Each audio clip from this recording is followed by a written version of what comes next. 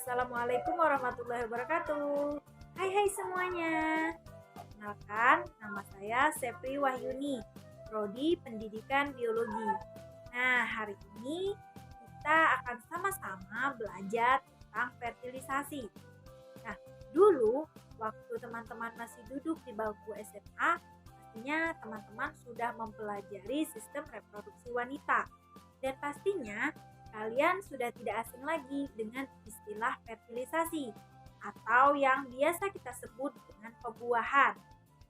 Nah, fertilisasi adalah suatu proses penyatuan dua sel gamet, yaitu sel telur dari wanita dan sel sperma dari laki-laki, yang kemudian akan menyatu membentuk zigot. Nah, zigot ini nantinya akan berkembang menjadi embrio hingga akhirnya menjadi janin. Nah, proses dari fertilisasi itu terjadi di tuba falopi atau bisa kita sebut dengan oviduk.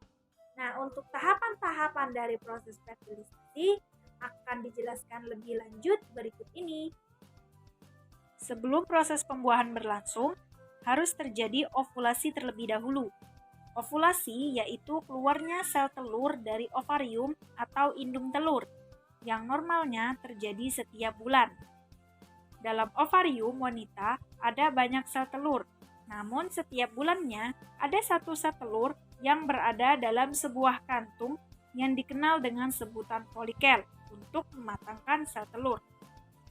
Setelah matang, sel telur akan keluar dari folikel sehingga terjadilah ovulasi. Sel telur berjalan di tuba falopi dan perlahan menuju rahim. Umur sel telur di dalam tuba falopi hanya 24 jam saja, sehingga apabila tidak ada sperma yang membuahinya, maka sel telur akan mati dan kehamilan tidak dapat terjadi.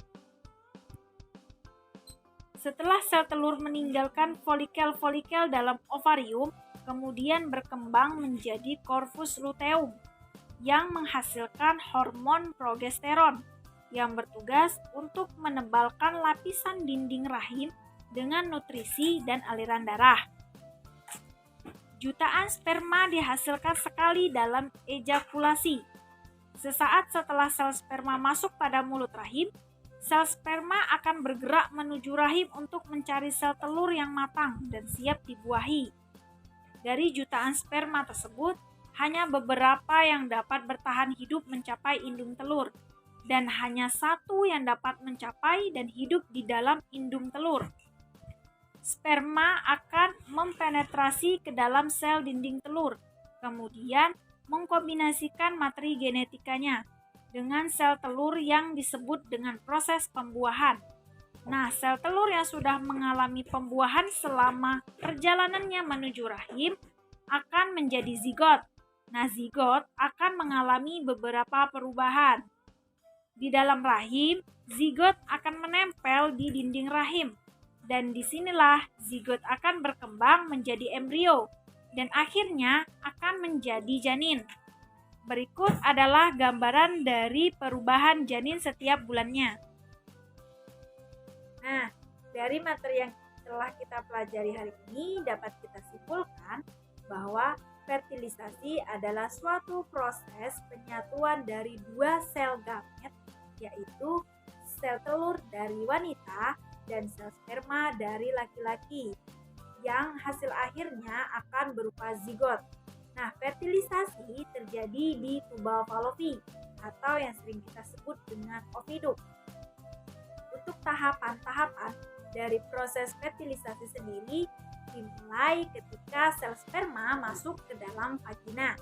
Kemudian dilanjutkan dengan sel sperma dan sel telur yang saling bertemu.